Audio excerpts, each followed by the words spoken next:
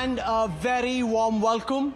This is a special time and place because hours after India and the United States put out the much anticipated text of the joint statement of the forthcoming trade deal, we have with us, ladies and gentlemen, the man of the match, the man of the moment, the man who is frankly on quite a roll. Soon after wrapping up the India-EU trade deal, to be able to get the India-US trade deal done as well. This is not just a normal interaction, even in a historical arc, this is quite special.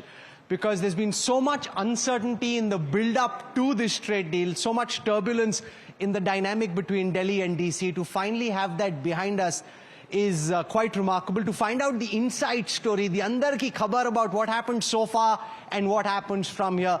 Can we have a very warm round of applause as we welcome to this special conversation the man I described, and I'm sure all of you sitting here watching this NDTV Profit conclave on television, social media, YouTube, wherever else, would call the man of the moment. Piyush Goyal, welcome.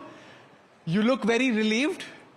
Is it like getting a big mountain off your back to be able to finally close out the text of the joint statement? Not at all. I think I look the same. But I'll have to worry now that you're telling me I look relieved. Because I thought I was quite chilled out yesterday as I was day before.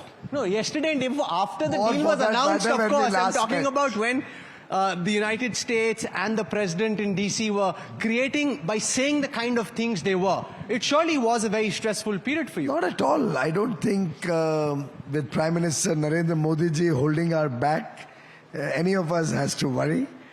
He ensures that the national interest prevails over everything else.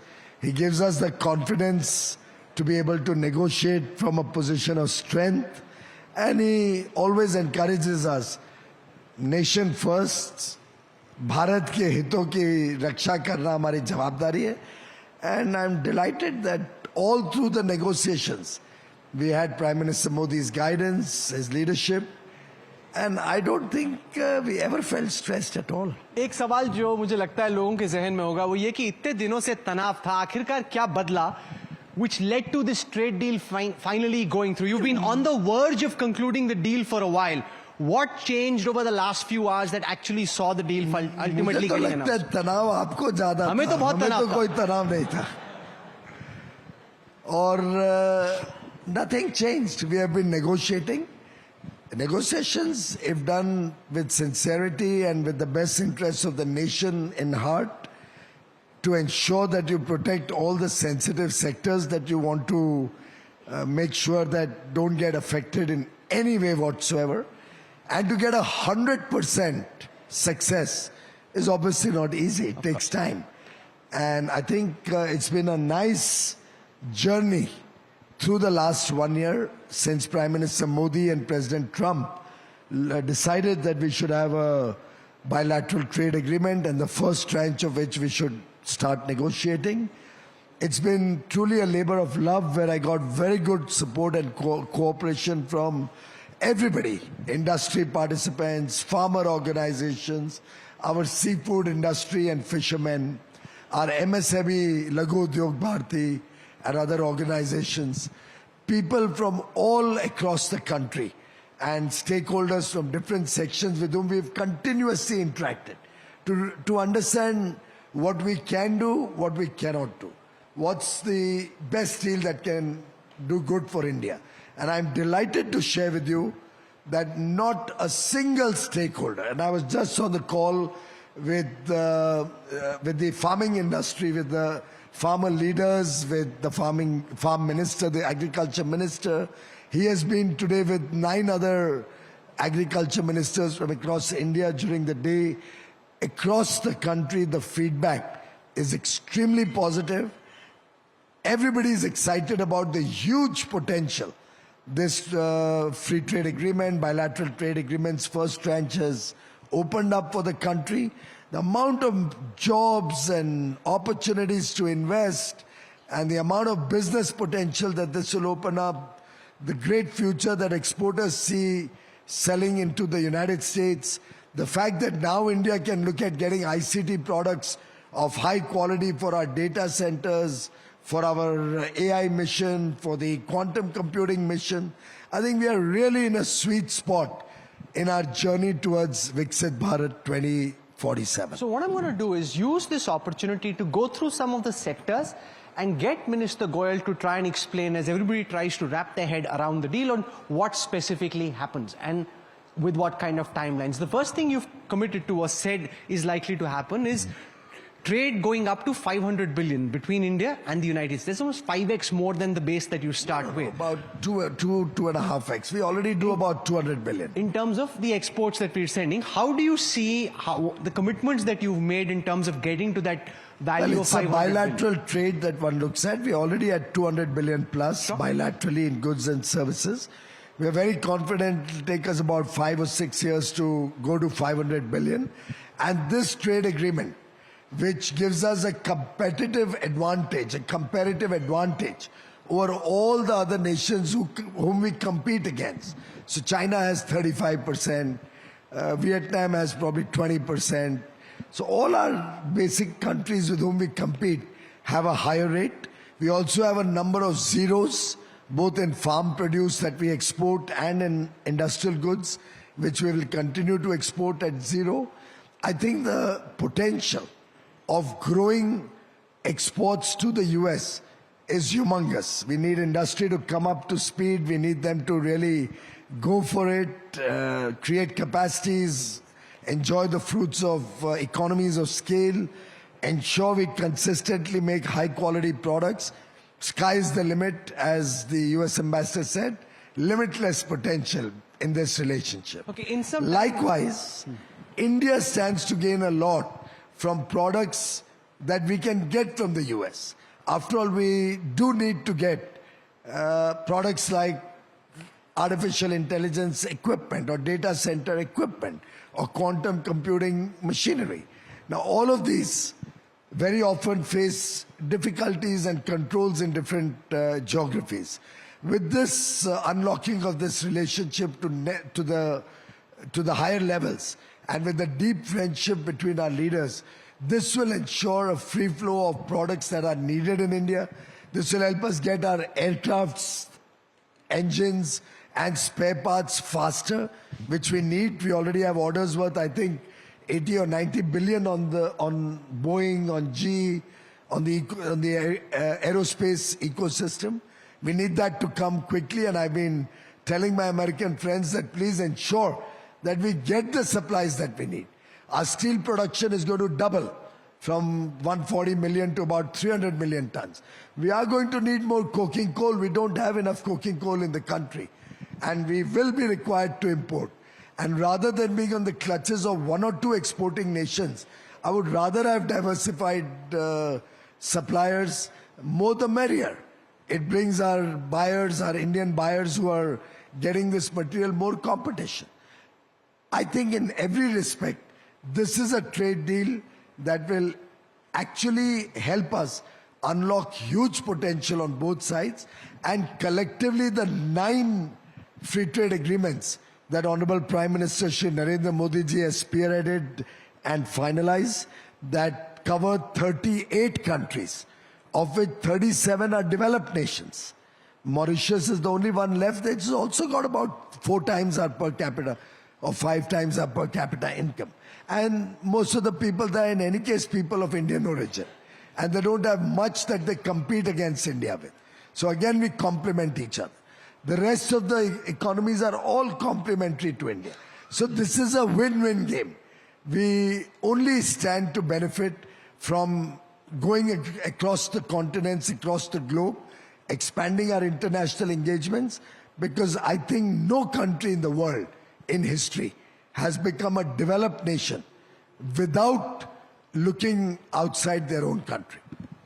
So I'm going to get some questions from the audience as well, so you can have your questions ready, and we've got some very interesting minds over here, so we'll have those questions out.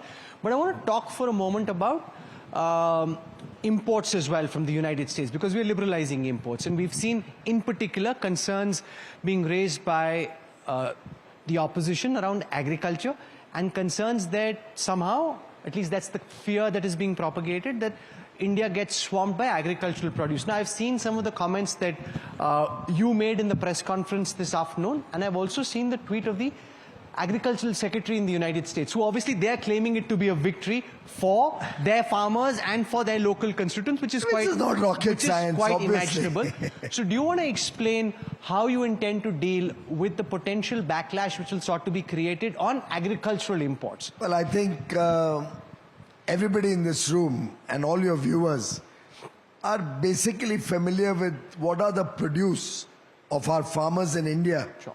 That really define farming in large measure and where we are self-sufficient. And let me read out to you some of the items that we've kept outside any concession. So these items, there's absolutely zero concession. They continue to have the same treatment as before, even after this free trade agreement. So no concession, exempt from this trade deal. We have meat, we have poultry, all dairy products, GM food products, cereals like rice, wheat, sugar, soya meal, corn, that's maize, millets like jawar, bajra, ragi, kodu, amaranth, fruits like banana, strawberries, cherries, citrus fruits, pulses like green pea, Kabuli chana, moong, oil seeds, certain animal feed, groundnut, honey, malt and its extracts, non-alcoholic beverages, flour and meals, starch, essential oils, ethanol for fuel, tobacco, bacha kya hai? Where is the fear? No, say Almost every farmer commodity which is made in India in good, respectable quantity, where we are not dependent on imports, has been kept out of this trade deal.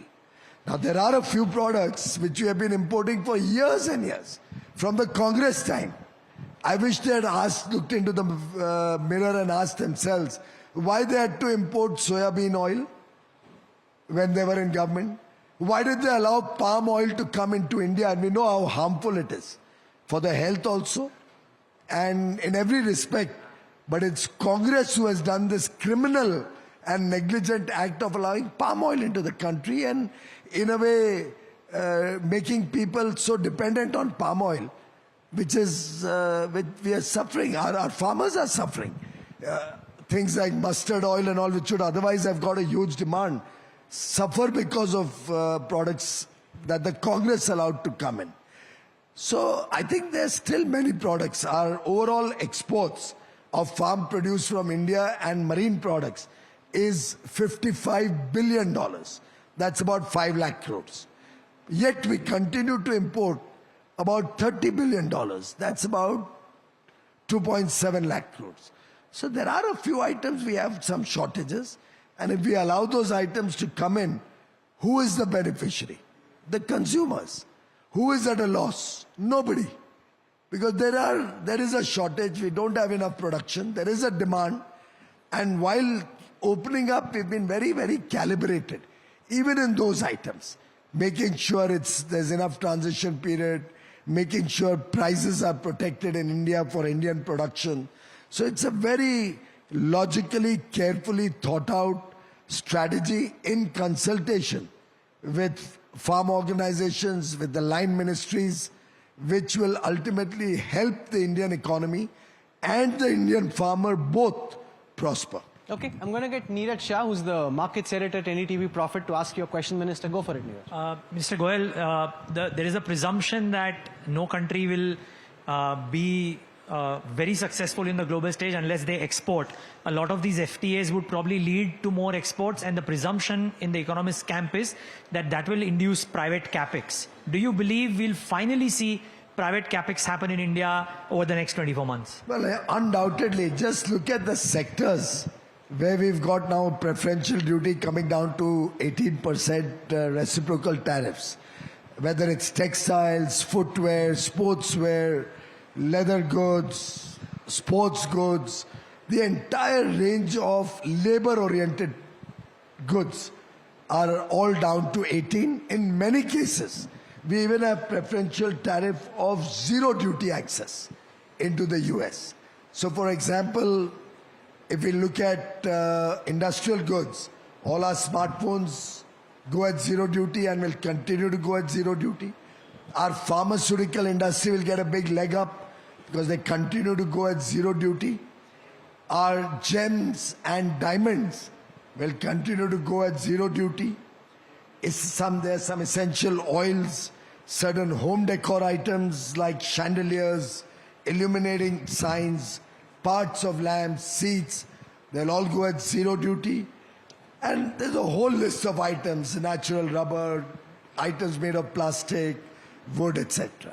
Similarly, in agriculture, we've got zero duty access in terms of reciprocal tariffs. There'll be no reciprocal tariff on all spices, which is a very big interest of ours, on tea and coffee, which is a big interest of India's, on copra, coconut oil, big interest of India, vegetable wax, nuts like areca nut. Areca nut farmers are delighted and joyous. Brazil nuts, cashew nuts, chestnuts, fruits and vegetables like avocados, bananas. You're the largest producer of bananas. How would you look at the concerns of apple growers? Well, I think if you heard me in the morning, you would have by now figured out that we've done such calibrated opening. First, India is an importer of apples. Our production is about 21 lakh tons. Our consumption is about 27 lakh tons. We continue to import 5.5 lakh tons or thereabouts every year. Point one. Point two, the acreage under apples is not easily increased because it's in the hill areas. Consumption, on the other hand, continues to increase. So while we are trying to increase productivity, we still continue to have outpaced demand, given the higher prosperity level, higher income levels of the people of India, which is clearly leading to more shortages. Point three, today, as we speak, we import from the United States of America substantial quantities of apple. And what is the way government has helped our apple farmers?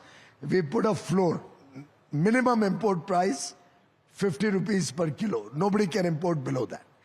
And there's a 50% duty, 25 bucks.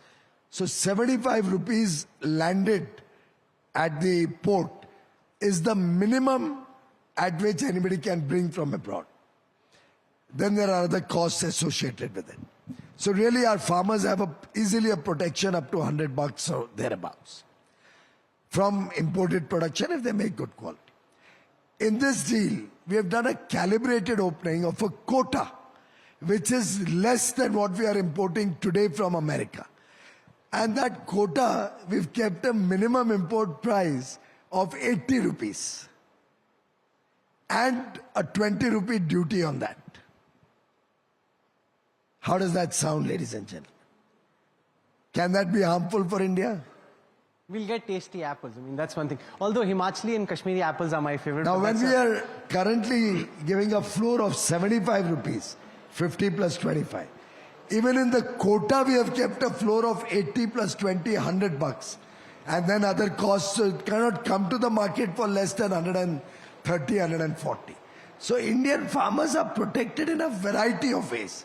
Sometimes you do quotas, sometimes you do transitional, gradual opening, sometimes you restrict the benefit to a nominal tariff reduction. So there are various ways. Even when you open, if at all, it's a product which also competes with India. There are many products we have no competition. For example, as I said earlier, soybean oil. But there also we've not done a complete opening. It's a quota. So very intelligently we have negotiated. Obviously, America will have to talk about the benefits that they get, and everybody gets some benefits. Everybody gets market access.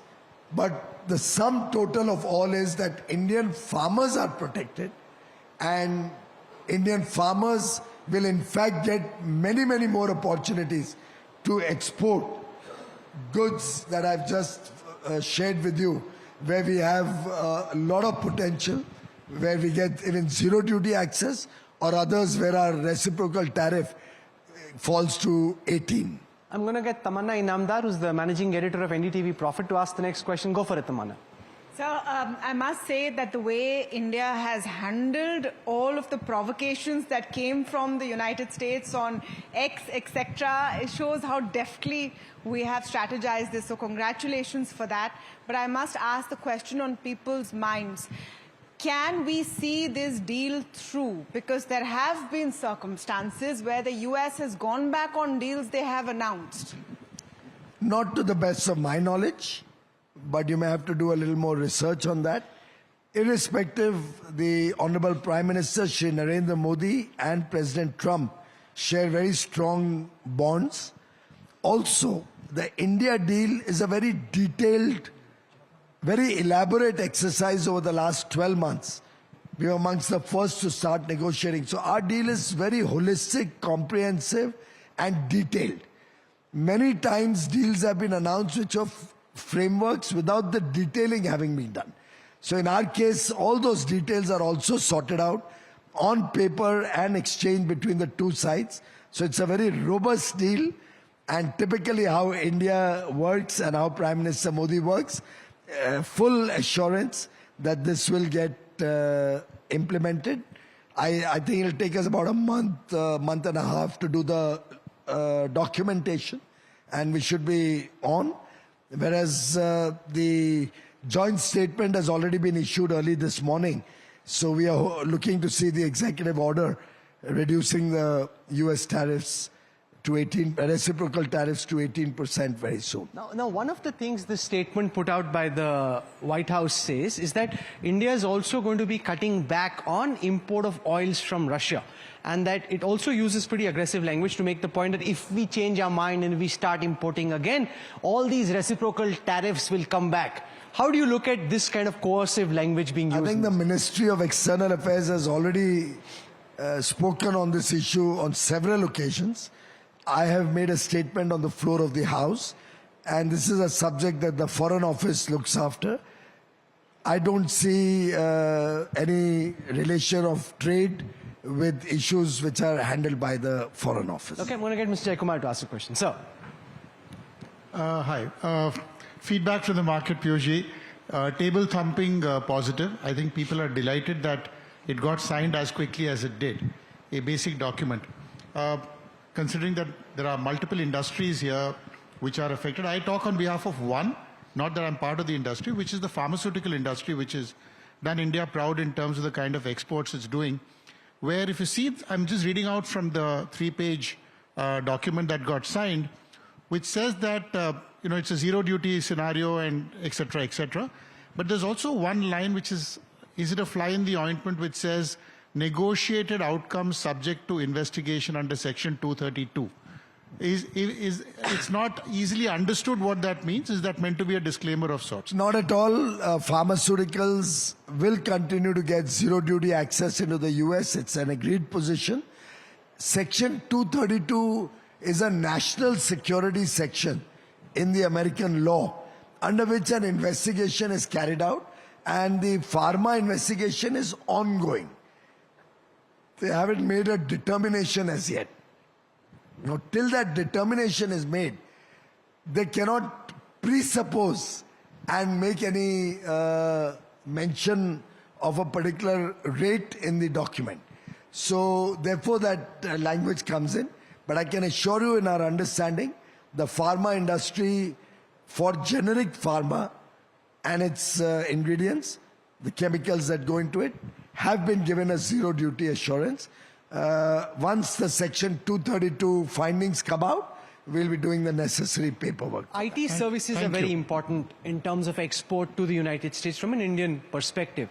Have you got any assurance on H-1B visas, because immigration has been such a vexed issue in the United States? What's your message to all those companies and those engineers who are banking on those H-1B visas? Well, those days are gone. I remember the H-1B visa story had gradually deteriorated into a lottery. So if I needed 2 H-1B visas, I would calculate that 1 out of 7 are going to get it. I would apply for 15 and hope to get 2 out of those. Gradually, the process had gone down to that level, point 1. Point 2, post-COVID, I have not heard any company, absolutely any company, come to me and ask me to talk to the US or try to negotiate for more H-1B visas. The world has changed. Today, the world recognizes that so much can be done, which could have been done at home during COVID, can be done offshore. And rather than struggling to take people from India to the US and then pay them top dollar salaries, because the cost of living in US at $90,000 per capita income versus $3,000 per capita income in India are humongously high. So A, you pay more to the person spends more, but all to the US economy. Whereas in India, when they outsource that work to our global capability centers, not only do we create jobs in India, not only do our people work and spend and pay taxes in India, not only are they with their families, but it also makes the business more attractive and profitable for all those who are running the 1800 plus GCCs in India. There is so much attraction for the India story today. Fastest growing large economy. For the last 4 years, expected to be for the next 25 years, the fastest growing large economy. $4 trillion today. Any maths you can do, and I see some very good experts in maths in the audience, this will be a $30 trillion economy in 2047. That's the India story that we are negotiating. And that's the strength which helps me negotiate smarter and better. When I show people, look, I've got a $26 billion waiting to grow. That's the business opportunity. It attracts people. So right now, as we speak, and I'm sorry I had to go out because some of these international engagements are at a very fast pace. We are almost on the verge of closing one more free trade agreement. Which one, sir? Which one? Which one is the? Which You'll one hear is the? about it very soon. Which one is the next one that's going? मतलब ऐसे नहीं कि तो बोलो हर हफ्ते. आपका तो वैसे ही ट्रैक रिकॉर्ड चल रहा है अभी. But we have Canada who wants to launch negotiations, so terms of reference are under negotiation. When the Honorable Prime Minister of Canada comes, we launch that. 2 days back, I launched the GCC, 6-nation GCC free trade agreement. We finalized the terms of reference and we launched that. We already have discussions going on to expand the PTA with the Mercosur group of companies. When Prime Minister was in South Africa, they expressed the desire that we also want to do a trade deal with India. This is your Bharat, which all of you should be proud of. Sir, but I want to, before we wrap up, ask you a larger question about the idea that globalization was in retreat, the idea that we're moving away from free trade. Now, for various reasons, a lot of which not in our control, we've now reached a situation where we are signing up trade deals which have been in the works literally for decades, or at least being spoken of for decades. How do you look at the larger question of the philosophical retreat of global trade and the globalization project and the reality of so many trade deals being signed? I disagree with that. Globalization is neither retreating, nor taking a backseat, nor slowing down. On the contrary, global trade continues to grow despite all this turbulence, if you look at the numbers. Our own trade, goods and services combined, will grow this year by at least 5-6%, maybe 6% or thereabouts. So rest assured that and we'll grow both in goods and in services. We're growing in both in this turbulent year. So whoever talks of globalization being in retreat is ill-informed, sadly. Second, Look at the philosophy of the negotiations of the Modi government versus the past. It's very important to understand. Which are the free trade agreements that the Congress party and the partners like DMK and Trinamool Congress and Samajwadi Party, this ilk of UPA or so-called India Alliance, what are the free trade agreements they did? I looked at the countries with which they did free trade agreements. The only two developed nations, only two, with which they did a free trade agreement was Japan and Korea. And the rest of the 30-odd countries with whom they did free trade agreements or preferential trade agreements were all our competitors, either LDCs or developing countries, just like us. So imagine in one of their trade deal, if they do give concessions to, in ASEAN agreement, they give concessions to Indonesia, Vietnam. They're actually shooting themselves in the foot. Okay. Whereas all of our agreements are with developed nations whom we complement, not compete with. So my only point is, understand the philosophy of this government and how it is going to help Bharat grow. Thank you very much, Minister Goyal, for joining us. It's very rare to have the man of the moment join us on the day when he's in the center of all the action, as we saw quite literally with that unexpected phone call. I'll ask him later, kiska phone aaya tha, kya baat hui? But that's for an off-record conversation, not this. Thank you very much, Minister Piyush Goyal, for joining us at this NDTV Profit Conclave.